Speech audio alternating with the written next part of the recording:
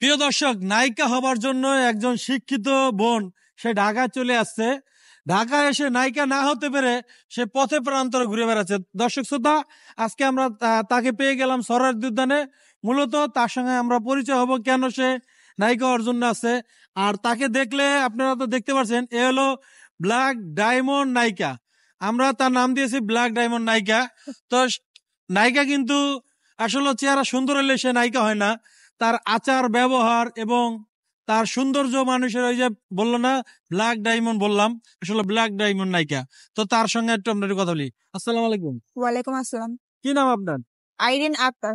Camera দিকে তাকান, নিচে তাকান লাগবো না, ঠিক আছে? আপনার মাইকে বানাবে। আচ্ছা, তো আপনার কি নাম আপনার? আইরিন আক্তার। আইরিন আক্তার। থাকেন কোথায়?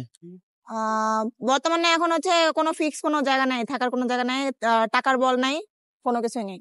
মানে যেখানে রাইত সেখানে কাইত। যেখানে রাইত ওইখানে কাইত না। লাইক হচ্ছে জীবনটা শুধু বাঁচায় রাখার জন্য মনে করেন হচ্ছে যে যেভাবে খাওয়াচ্ছে, যেখানে বসতে বলতেছে, যেখানে থাকতে বলতেছে ওইখানে জাস্ট হচ্ছে থাকতেছে, আর কিছুই না। এইভাবে?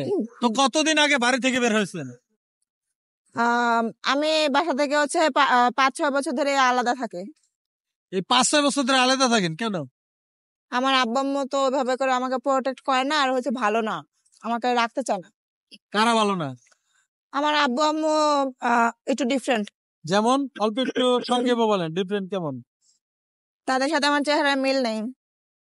তো আপনার আব্বু আম্মের চেহারার সাথে মিল না থাকার আপনার কি এতে মানে আপনার কি হয়েছে?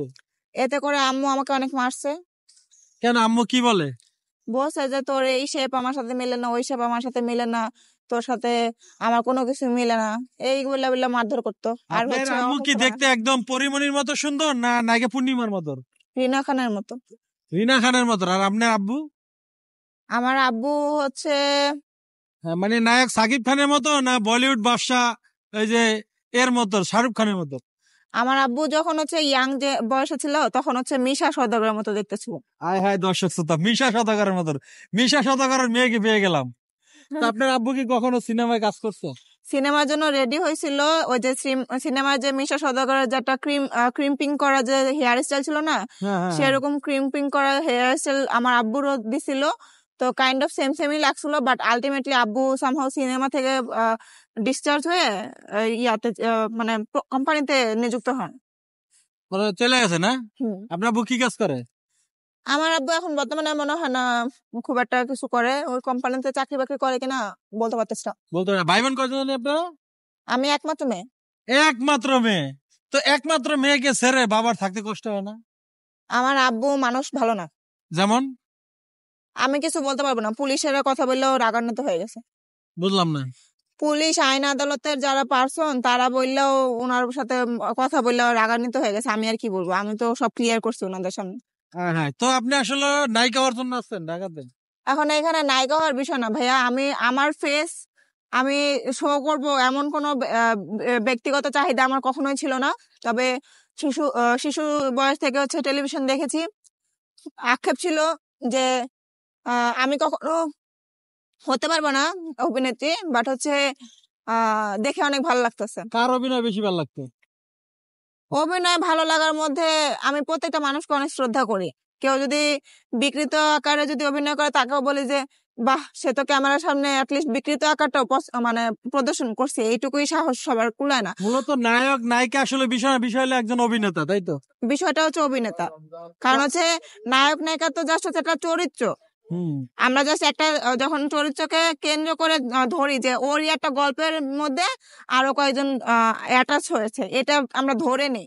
কিন্তু ব্যক্তিগতভাবে প্রত্যেকটা মানুষই হচ্ছে অভিনেতা অভিনেত্রী, এইটাই হচ্ছে আসল পরিচয়। আপনার এজ কত? 25। 25? বিয়ে শাদী করছেন? বর্তমানে বিয়ে শাদী এখনো করতে পারিনি। বিয়ে শাদী করবেন? যদি বেঁচে থাকি, ভালো জীবন সঙ্গী পাই তাহলে বিয়ে করবো, নাহলে ভাই দরকার নাই।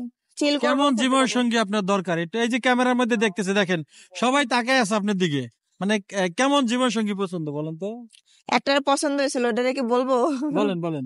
হ্যাঁ, মনে হচ্ছে এখন নাম সহ বলবো নাকি? বলেন, একটু নাম বলেন। আচ্ছা, নামও বলে দিই যে ইমন নামের একটা ছেলের সাথে আমার একটা কথাবার্তা হয়েছে, ছেলেকে আমার অনেক পছন্দ হয়েছে।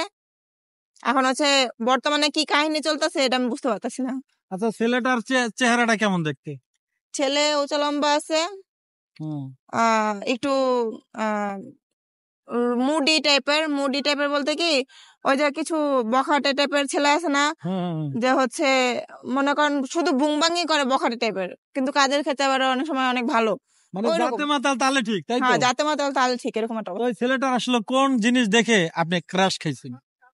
ছেলেটা যখন হচ্ছে আমার সামনে আসছে, আসার পরে হচ্ছে আমাকে বলতেছে, বলে যে এই তুমি এখানে বসে আছো, তোমাকে তো বিড়াল কামড়াবে। এটা শুনে আমার কাছে ভালো লাগছে।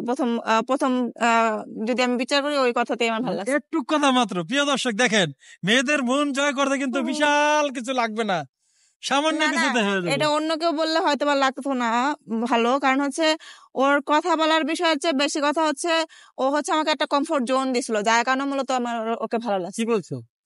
কমফোর্ট জোন বলতে কি, মানে হচ্ছে আমার সাথে অনেক ঝগড়া বিবাদ করতেছিল, বাট হচ্ছে ও আমাকে মানে আঘাত করতে পারে বা আমাকে ব্যথা দিতে পারে এরকম কোনো সিচুয়েশন নাই। লাইক হচ্ছে অনেক মানুষ আছে না, আয়সা যেমন কথা বলে, প্লাস হচ্ছে একটা মানুষ পাইছি খুশা মারবো,